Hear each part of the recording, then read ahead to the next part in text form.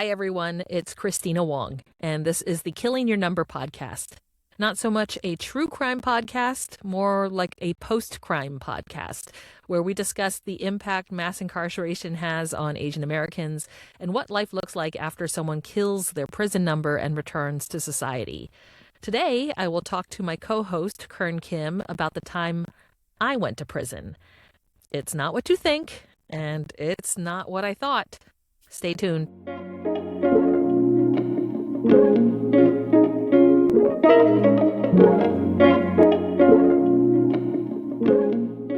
So we're now 4 episodes into Killing Your Number, and our listeners may be wondering, why is Kristina Wong, who told us in the teaser episode that she's never been to prison and, as far as she knows, doesn't have any family members in prison, but why is she co-hosting this podcast about how mass incarceration affects Asian Americans? Because I'm just really into prison guys, Kern. Oh, jeez. Is it really that... the women wanting the bad boys? I mean, please. It didn't work out for me, but hey. Well, I think you know the origin story of why I came to become so interested in this that I wanted to start this podcast with you. I know the origin story of how you got involved in API Rise because you've shared this story with us. But I thought it'd be great to have our listeners hear it too. Sure. Let's talk about that one day back in 2014 when I was invited to perform at San Quentin Prison and how those few hours of my life completely changed how I see the world today. So then, what was your attitude about mass incarceration before you visited San Quentin? Well, okay, this is over 10 years ago. I think I was very much raised to see prison as like drop the soap jokes. It was a point of humor. I would have this joke with my family. I've met the love of my life. He's getting off on 5 to 10 years on good behavior. It was just, as much as I was an activist, I really don't know that I understood how activism in prisons worked. There weren't incarcerated people in my family, as far as I knew. And if there were, my family probably did a really good job of hiding that they existed. I'd gotten in trouble in high school, but not the kind of trouble that would ever land you in prison. So it was just like a very foreign thing to me. Like, prison is just a place where bad people went, and we didn't think about them once they went away. And it's someplace you just didn't want to go. I didn't really think how being a political activist person in prisons intersected at all. Did you think anything about the possibility that Asians went to prison? No, I very much bought into the stereotype that Asians just don't go to prison. And I actually, before the San Quentin visit, I think 10 years before that, I was introduced to the work of the Asian Prisoner Support Committee at a fundraiser I just happened to stumble upon in San Francisco. And Yuri Kochiyama, was there, the amazing old school activist who was there when Malcolm X was shot. And it was a fundraiser for APSC, and I think they were bringing in poems by like prisoner David Wong and stuff like that. And I was having like this moment of like, we're supporting prisoners?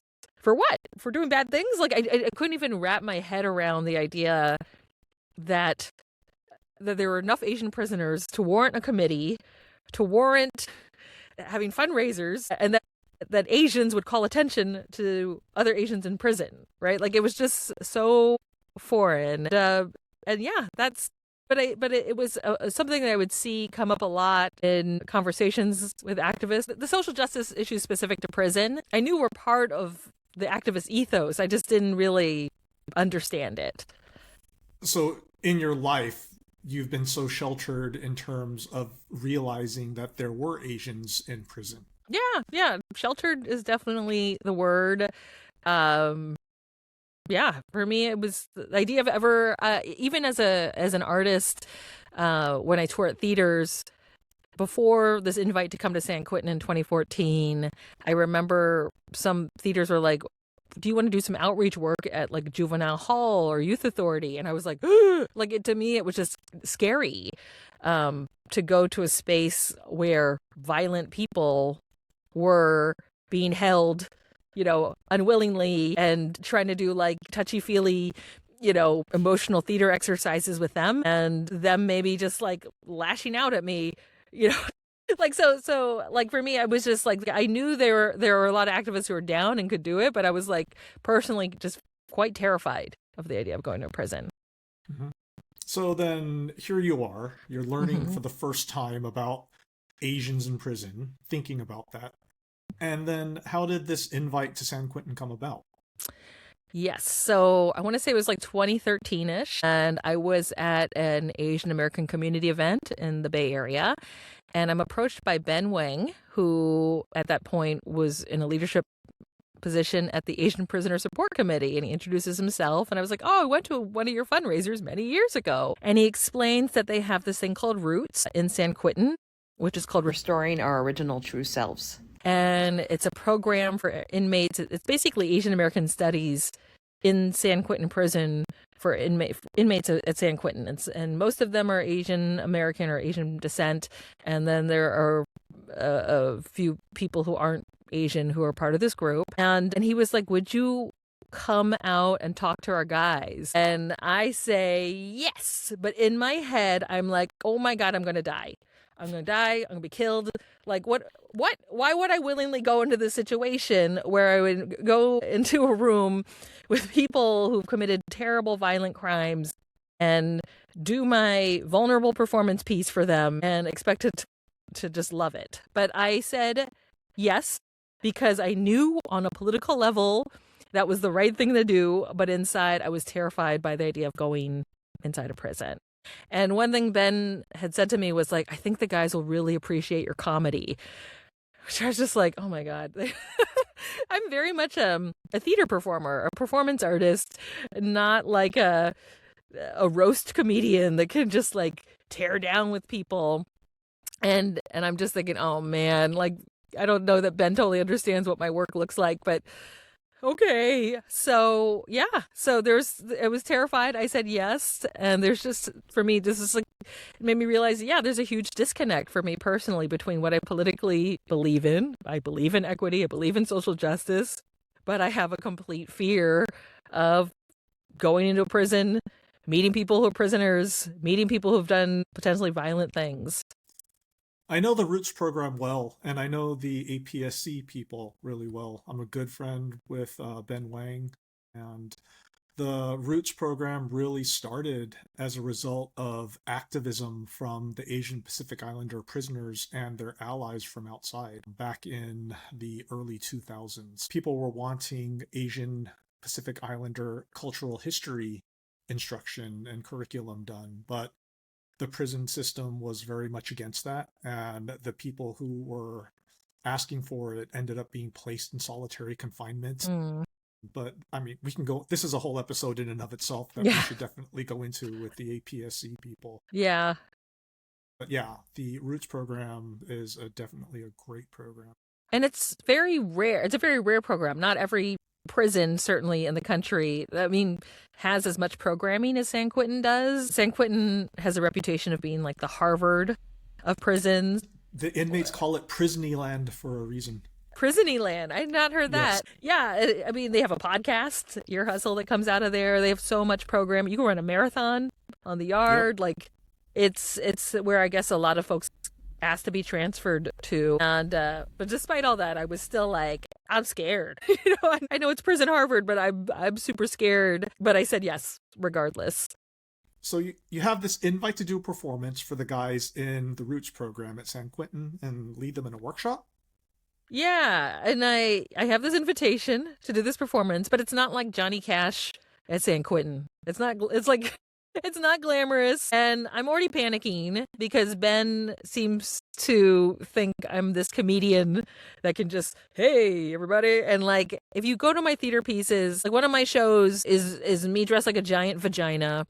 One of my first solo shows, Miss Chinatown, second runner up, another giant vagina coming down from the rafters. Lots of props, lots of stuff, lots of lights, lots of sound cues, and there's a lot of stipulations about what you can and cannot bring. Basically, you can't bring anything into the prison. You certainly cannot bring a bunch of set pieces, a giant vagina costume, all this kind of stuff. And so I'm like, okay, it's just going to be me and no armor, just my body and my words and and a lot of my shows reference a lot of things that have nothing to do with prison, and I start to panic. They're going to hate my piece. They're going to resent all these references I make to the world, the free world outside this prison, and it's all going to fly over their heads, and they will kill me. They're going to just become the people that they were in the moment that they did that thing that caused them to get incarcerated. And so basically I'm just panicked. I'm panicked for months in preparation for this date that we've put on the calendar. So you're panicking, but you have to prepare. So how do you prepare? Well, even though, I have months to prepare, the prep is starting by deadlines given to me by the warden. So there's all these things that have to happen before you visit a prison. There's a long list of what the warden needed from me. So I had to send my ID in advance, which also had me wondering, so that they have a log of me if I die inside the prison. And there's just like a long list of what I can't bring, what specific colors I'm not supposed to wear. I believe, and maybe Kern, you can help me out with this. It's like I'm like, what's left? You can't wear blues, greens, I believe, because maybe that's what the guards are wearing. Yep. What I think khakis you can't wear. I mean, it was just something. It was such a crazy. You cannot wear an underwire bra. Yeah, that's the big one. You must wear a bra, which makes me go like, what happened? That they made up this rule. Did someone just come with no bra one day, bouncing everywhere, and then there was a lockdown? This list is like terrifying to me. And in addition to trying to figure out how am I going to do one of my crazy multimedia performance art pieces in a prison without multimedia or props, I start doing things like watching Orange is the New Black. I watch every episode because somehow this is going to prep me. This dramedy on Netflix about women in prison. I call up some of my artist friends who've worked in prisons, and they're all like so nonchalant and cool. They're like, yeah, it's just a real human experience. I'm like, but will I die? My friend Terry Park, who actually worked with this group up there, he shared with me an essay that he had written about his first time going and how terrified he was and how it just became really human after. But none of this could make me feel better. I was just super nervous, panicking, going through my head, like, what part of the show can I possibly excerpt that uses abs? Of my shows, I just touch so many objects and things that I can't bring in there. Like, how will this work? So clearly you're panicking, not just the fact that about your own safety. You're worried that you're going to get killed, but also as a performance artist, you're worried about what the heck am I going to talk about? Are these people, is it going to go over their head? Am I going to bomb? Yeah. Yeah. So, okay. But then let's fast forward to the morning of the visit itself. Sure. At San Quentin. Yes. So it's almost like a clock is ticking down to, okay, Kristina's last day on Earth. And I timed the San Quentin visit around a visit to my parents in San Francisco because I actually, currently live in Los Angeles. I don't live near San Quentin, and San Quentin is located just north of San Francisco. And I just so happened to go through a breakup the night before this visit. It was a relationship I had been in for over a year. It was a very promising and healthy relationship, I thought. And he broke up with me by phone. So this visit to a men's prison is actually kind of perfectly timed. There's all sorts of options. I already know they perfect rebound guy. Perfect rebound, exactly, right? I don't have to worry too hard if they're going to cheat on me. My mom is on the phone with my Auntie Carolyn, and my mother puts the phone down to her chest and is like, Auntie Carolyn says they're going to pull you down to the floor and shank you. And it's like, thanks. And it actually takes a combination of me and my mother to put together the right combination of what I'm supposed to wear in prison, right? Because I was just like, what colors are left? You can't wear shirts with lots of writing, or at least political writing, and that happens to be a lot of my shirts. And so my Kristina Goes to Prison outfit is a pair of black slacks borrowed from my mother, because that's an okay color, and the only sort of red sweater I had was a red cardigan with cats playing with a ball of yarn on it. I'm surprised they let you wear red because it's a gang color. Normally, other prisons, they did not allow visitors to wear red. Yeah, it was like such math to figure out what the heck can I wear that's not on this list? Maybe that's because it had a cat on there. They're like, yeah, a gang member wouldn't be caught dead wearing red and a cat. I was shocked too, but yeah, you can wear red. Um, okay, so Ben picks me up, and we head to San Quentin, and it just was like, I don't know if you've ever, I mean, probably, right, Kern, have had moments you've dreaded.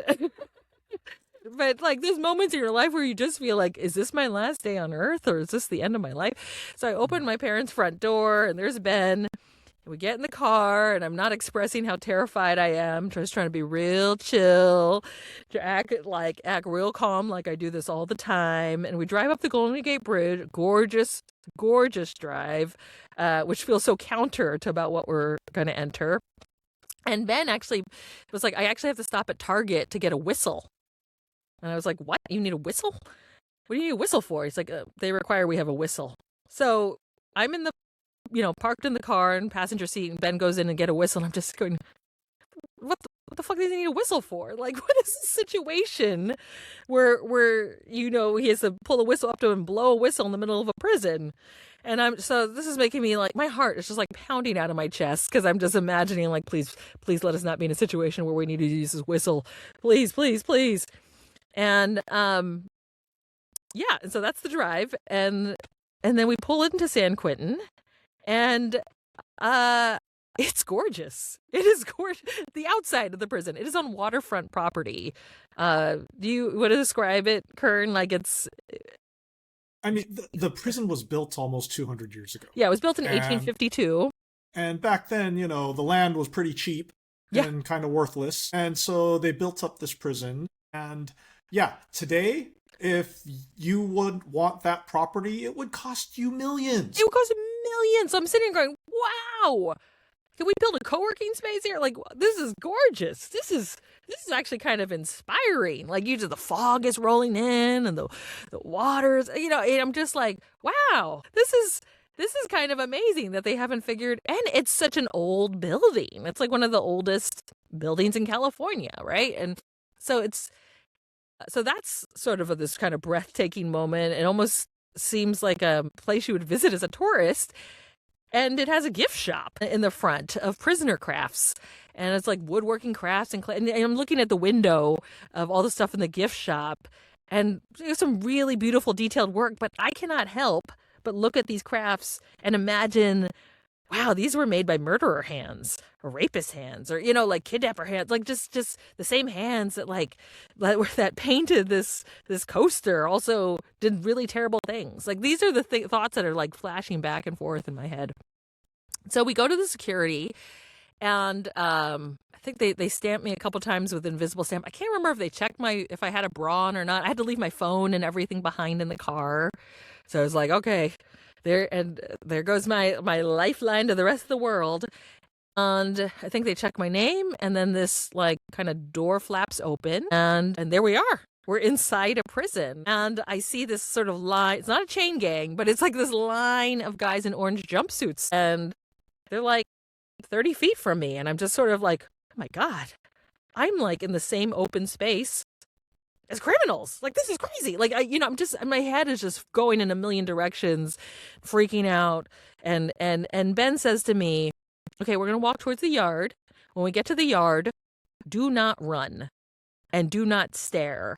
And especially if you see some of the guys walking behind a wall, don't stare at them because that's where they urinate. I'm just like, oh my God, what is happening? Is this something, did you have this in your prison? Like, it's just like a wall where people pee.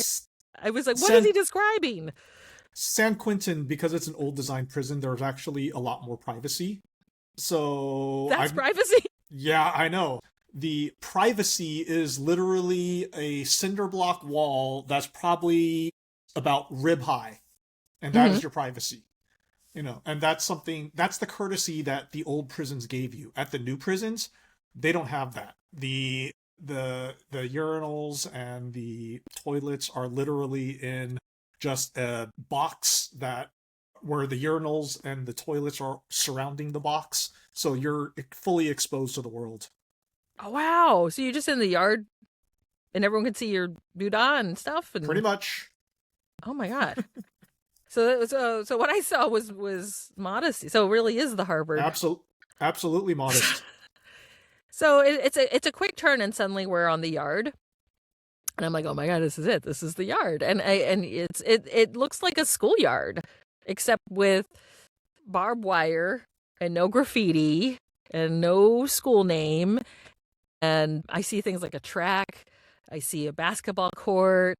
I see people hanging out, and I'm trying so hard not to stare, but I can't help but like try to look at faces and try to place them with like courtroom sketches I've seen or news stories. And one thing that really strikes me is I'm looking at the track and there's old people, old men and younger men like walking the track, and there's seagulls and geese that are just kind of freely flying into the yard, kind of sharing the same space as the track. And we walk through a basketball court, and some of the guys playing ball are like, good afternoon.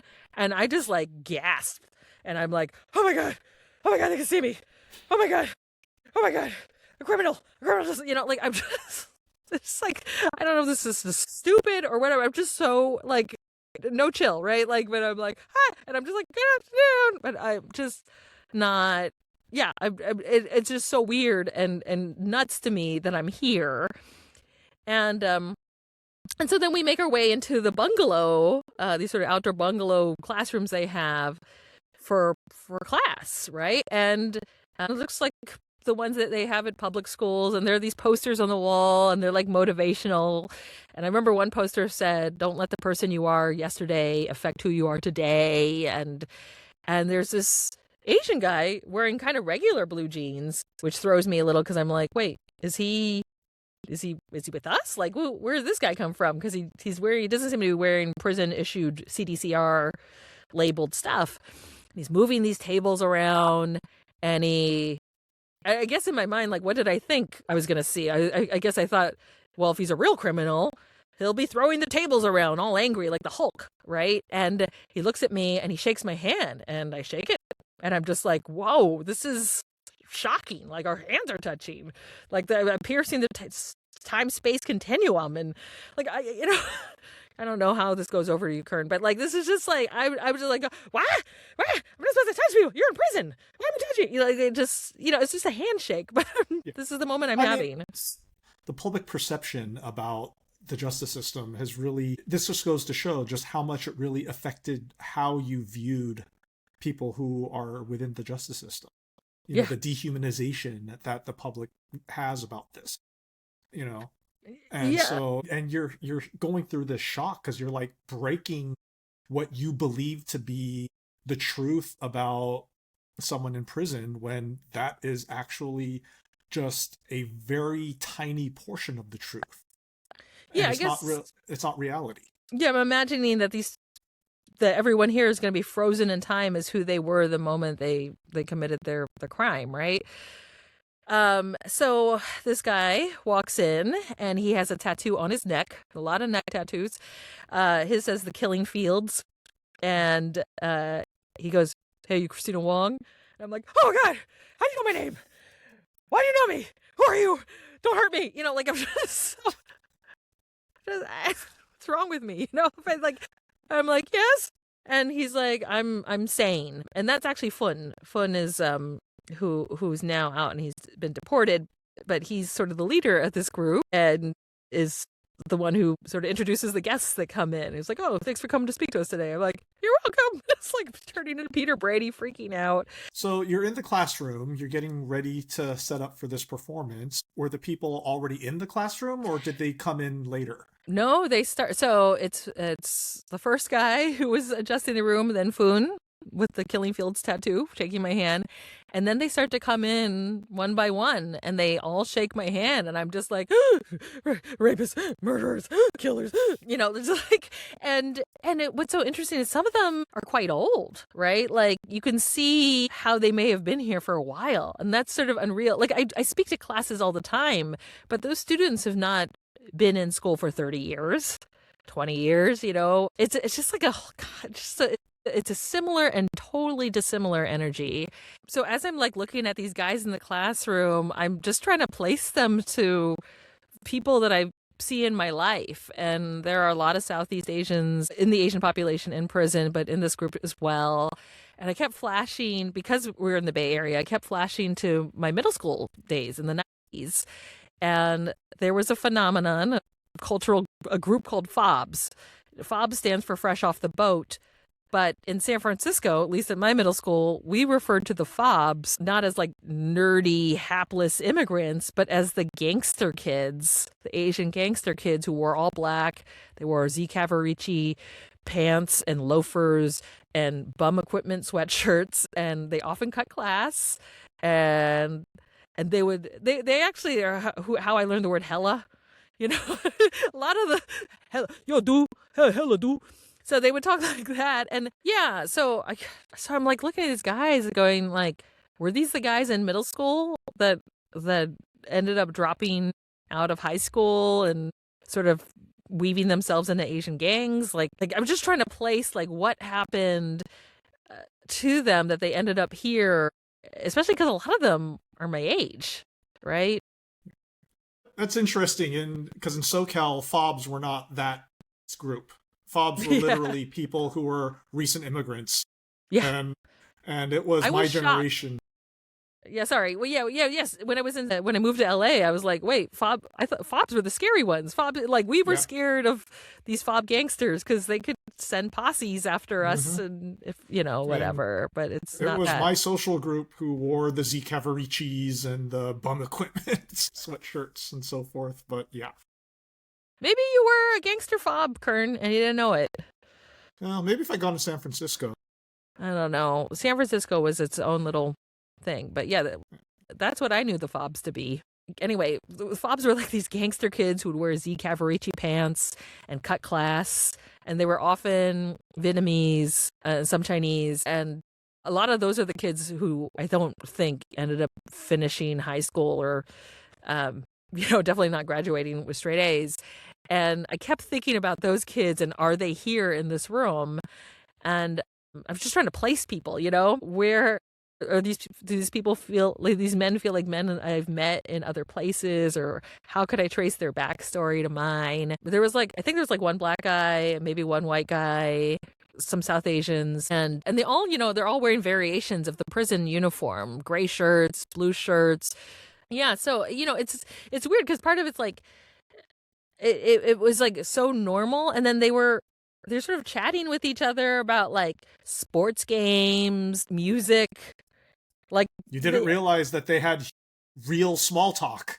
Yeah, just like real small talk. And I was like, it just felt like Welcome Back, Kotter or something. It just had this like feel of like a high school, like a weird boarding school and neck tattoos. And you were expecting the conversation to be about, yeah, I stabbed this guy yesterday. How did you do? How many guys did you stab last week?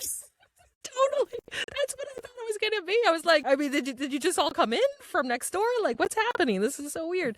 I would say there were about 30 guys in the room, and they were sitting at classroom desks that were in a circle and some in chairs. But it didn't seem like they were all like in prison uniforms because they found ways to personalize, just like with this button undone or this shirt underneath or this Buddhist bracelet, like just little things that kind of let their personalities come through and style. Yeah. So that was sort of a trip. And I'm just in my mind just going, oh my God, look at all these people. They all did bad things. Why are they here? So what happens to Kristina? Does she get thrown off stage? Does Kristina die in prison? Or does she find love and end up marrying one of the residents of San Quentin? We'll conclude the story on our next episode.